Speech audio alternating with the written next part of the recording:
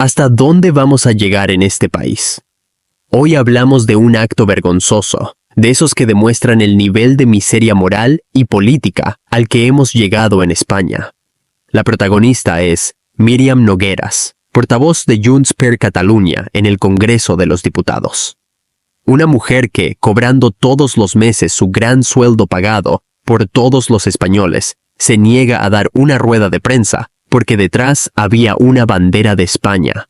Sí, has oído bien. La bandera de España, la que representa a todos los ciudadanos de este país. La misma que garantiza sus privilegios y su escaño en el Congreso, y que le permite vivir a cuerpo de reina, con un sueldo que ya querrían muchos trabajadores españoles. Y aquí la pregunta es clara. ¿Qué hace en un Parlamento de España una diputada que no respeta ni su bandera? Porque en cualquier país serio del mundo, esto sería motivo de dimisión inmediata. Ahí tienes a los estadounidenses, que sacan su bandera hasta en el desayuno, con orgullo, con respeto, porque saben lo que significa: libertad, esfuerzo, identidad. Pero aquí, en este circo en el que se ha convertido nuestra política, una diputada que odia la bandera sigue cobrando, sigue dando lecciones y sigue decidiendo sobre el futuro de los españoles. Y ahora te pregunto directamente a ti, ¿vas a quedarte callado mientras desprecian lo que representa a todos los españoles? Si amas tu bandera, suscríbete ahora y haz que se escuche tu voz. Y si crees que esto que ha hecho esta señora está bien, deja tu comentario y defiende lo indefendible. Aquí no hay medias tintas. O estás con los que respetan este país o estás con los que lo desprecian. Tú eliges. Por otro lado, veamos el circo de todas las semanas en España. Señor Bolaños, ¿ha cambiado de teléfono? ¿Ha borrado sus mensajes? Muchas gracias, señor presidente. Señor Álvarez de Toledo, estas preguntas con las que usted intenta sorprender, lo único que hacen es intentar tapar lo que ha sucedido esta semana. Usted, que me imagino estará contenta porque en definitiva usted es fronteriza entre el Partido Popular y Vox, imagino que estará encantada de lo que ha sucedido esta semana. Usted, que comparte referentes internacionales, que comparte motosierras, estará encantada de que esta semana el Partido Popular haya hecho suyos los postulados xenófobos, racistas, machistas, contra el cambio climático y contra las lenguas oficiales que el Partido Popular ha comprado a Vox durante esta semana.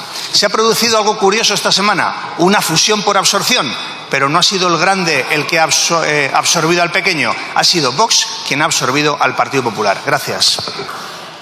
Racista, dice, el del pacto racista con Junts, el del pacto con Bildu que jalea el asesinato de españoles, incluidos sus compañeros. Debería darle vergüenza, ha hecho el ridículo, de verdad.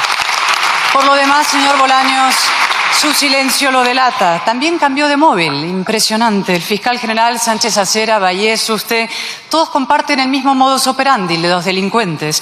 ¿Recibieron un curso express de destrucción de pruebas? ¿Y qué ocultarían sus móviles para que prefieran autoincriminarse antes que enseñarlos? No quiero ni imaginarlo. Bueno, no hará falta, porque sabe que Google y WhatsApp sí van a colaborar con el Supremo. Se lo vengo advirtiendo, todo se sabrá. De hecho, el próximo a declarar ante el juez Peinado es usted. 16 de abril, señorías, apunten esa fecha. El señor Bolaños comparecerá como testigo, es decir, con la obligación de decir la verdad. Decir la verdad, señor Bolaños, difícil empresa para un burócrata. Cuidado, no vaya a incurrir por falta de práctica en un delito de falso testimonio. Usted dirigía el departamento que fichó a la amiga de Begoña Gómez, la persona que le ayudó a lucrarse antes y después de llegar a la Moncloa.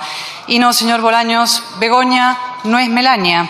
Las primeras damas captan fondos privados para fines públicos. La mujer de Sánchez presuntamente desvió fondos públicos para fines privados. Es la diferencia entre hacer beneficencia y beneficiarse.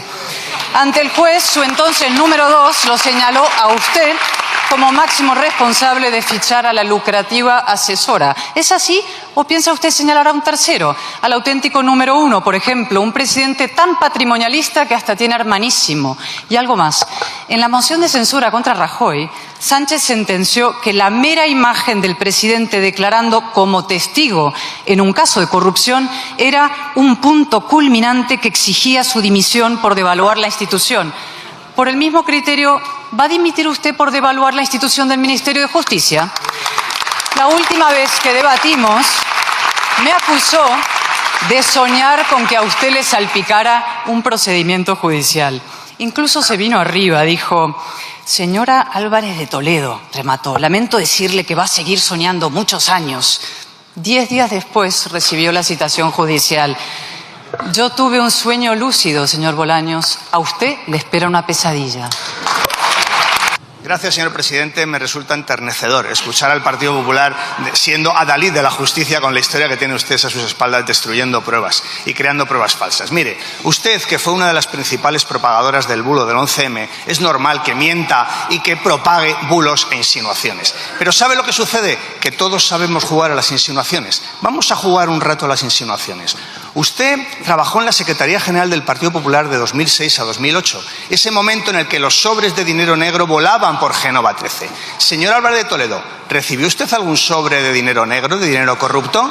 ¿Tiene usted dinero, señor Álvarez de Toledo, fuera de España? ¿Robó usted a los españoles con alguno de esos sobres de dinero corrupto del Partido Popular que sobrevolaban Génova 13?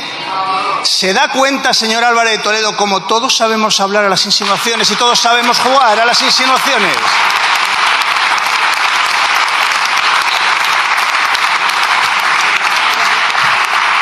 ¿Sabe lo que sucede? Que yo, que tengo decencia, le digo que utilizo las insinuaciones y le digo que tengo las mismas pruebas para hacerla que tiene usted.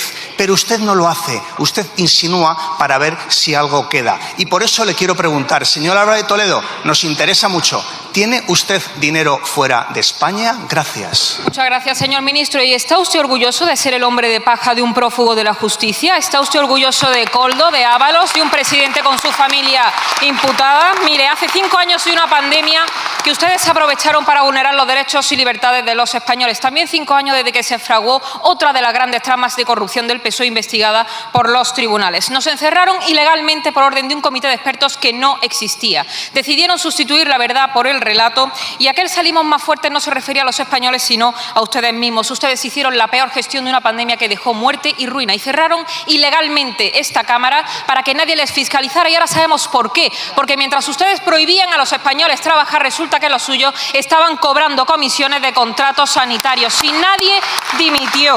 Ustedes siguen atornillados en el poder a pesar de estar cercados por la corrupción, pero no porque les respalde la mayoría social de los españoles, sino gracias a sus infames pactos con proetarras y golpistas. Así que pacto de la vergüenza, el suyo, el que tienen ustedes con los asesinos de sus compañeros y con golpistas.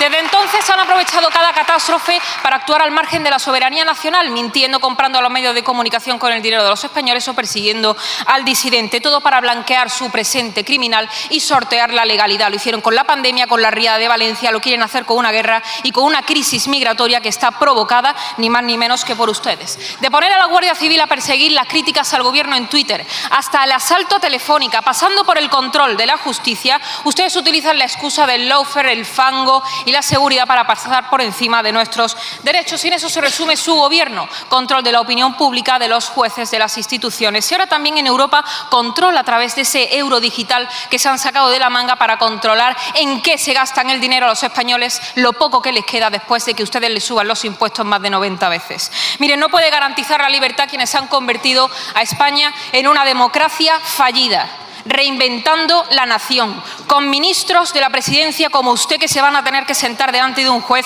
para testificar. La nueva normalidad consistía en tener a un presidente con su familia imputada, a un fiscal general del Estado imputado, a miembros del Partido Socialista sentados en el banquillo, aunque ya sabemos que la corrupción en ustedes siempre fue algo natural. Y por eso, 5 años después, ustedes están más cerca de la cárcel que de la impunidad.